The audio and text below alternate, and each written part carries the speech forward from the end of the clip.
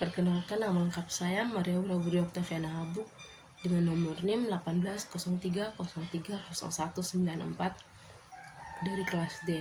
Pada kesempatan ini, saya akan menjelaskan tentang unsur-unsur penelitian. A. Pendahuluan. Pada mulanya, penelitian merupakan penyaluran hasrat keingintahuan manusia terhadap sesuatu. Sesuatu itu adalah gejala-gejala alam atau gejala-gejala perilaku manusia atau gejala-gejala pemikiran dan kerohanian.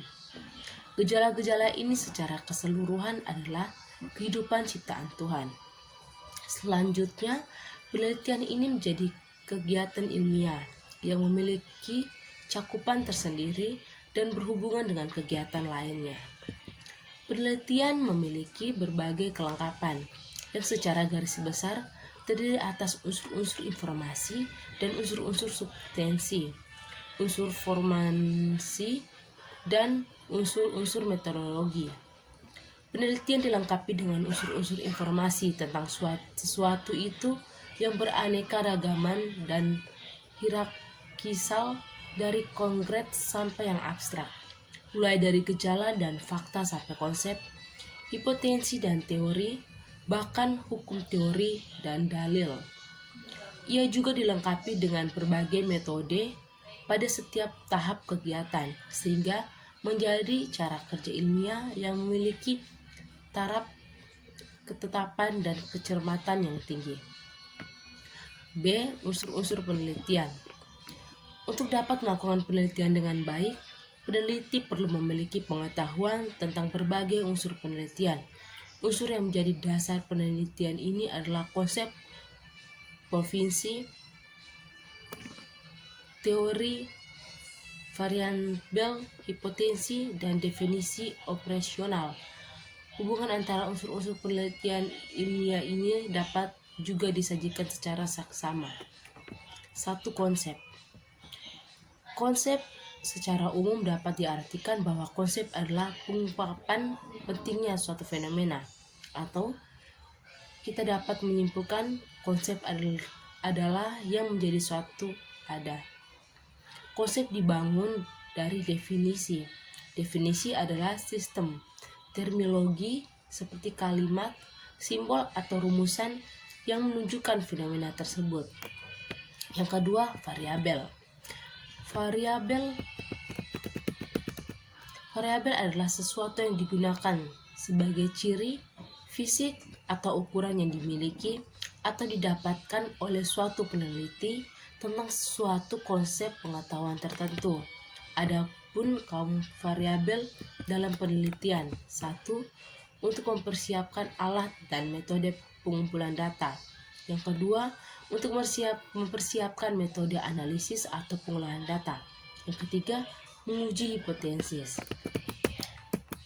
Hipotesis. Tidak semua jenis penelitian mempunyai hipotesis. Hipotesis merupakan dugaan sementara yang selanjutnya diuji kebenarannya sesuai dengan model dan analisis yang cocok. Hipotesis penelitian dirumuskan atas dasar kerangka pemikiran yang merupakan jawaban sementara atas masalah yang dirumuskan.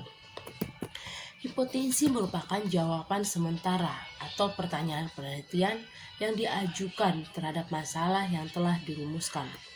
Dalam penelitian yang diarahkan pada penguji hipotesis dituntut adanya kejelasan berupa perubahan dan hubungan antara berubah yang diuji. Secara garis besar, ada dua jenis hipotesis yang didasarkan pada tingkat abstraksi dan bentuk menurut tingkat abstraksinya. Hipotesis dibagi menjadi: A. Hipotesis yang menyatakan adanya kesamaan dalam dunia empiris. B. Hipotesis yang bertekan dalam model ideal. C. Hipotesis yang digunakan untuk mencari hubungan antara variabel. Yang keempat, kerangka teori. Berteori adalah beraktivitas untuk membangunkan ide yang dapat menerangkan mengapa dan bagaimana suatu terjadi. Teori adalah sekumpulan konsep, definisi, dan proposisi yang saling terkait yang menghadirkan sesuatu tinjauan secara sistematis atas fenomena yang ada dengan menunjukkan secara spesifik hubungan-hubungan antara variabel yang terkait dengan variabel tersebut.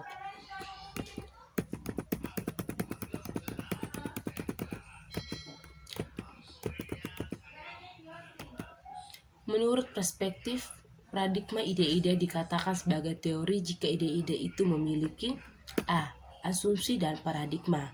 Contoh, matahari sebagai pusat tata surya, adanya kalendarisme tahunan. Yang ke B, kerangka pikir yang mendefinisikan aspek-aspek kehidupan sosial yang akan diuji secara empiris. Contoh, komunikasi kebanyakan yang diurbanisasi diuji dan diadakan densus. Yang ke D, konsep-konsep yakni simbol sebagai wujud suatu ide. Contoh, memotong pita simbol peresmian sesuatu. Yang ketiga, fungsi teori. Yang pertama, untuk sistematis pengetahuan. Contoh, bernapas dan cara yang sistematis. Yang ke B, untuk eksperimentasi dan prediksi. Contoh, observasi tsunami dan satelit Amerika yang ingin menabrak bumi. Yang ke C, untuk pengembangan hipotensa. Yang kelima, proposisi. Proposisi adalah pernyataan tentang fisik dan realita yang diuji kebenarannya. Hipotesia adalah proposisi yang dirumuskan untuk menguji empiris. Dalil hukum adalah jenis propisi yang mempunyai jangkauan yang luas dan telah mendapat banyak empiris. C. Kesimpulan. Konsep yakni pengungkapan pentingnya suatu fenomena. Yang kedua, proposisi yaitu pernyataan tentang sifat dan realita yang diuji kebenarannya. Yang ketiga, kerangka teori yaitu suatu hal untuk mengembangkan ide yang dapat menerangkan mengapa dan bagaimana sesuatu terjadi. Yang keempat, variabel yaitu suatu atribut atau sifat atau nilai dari orang, objek atau kegiatan yang mempunyai variasi tertentu yang ditetapkan oleh peneliti untuk dipelajari dan ditarik kesimpulan. Yang kelima, hipotensi yaitu jawaban sementara atas pertanyaan peneliti yang diajukan terhadap masalah yang telah dirumuskan. Demikian materi dari saya. Jika ada kesalahan kata, saya mohon maaf.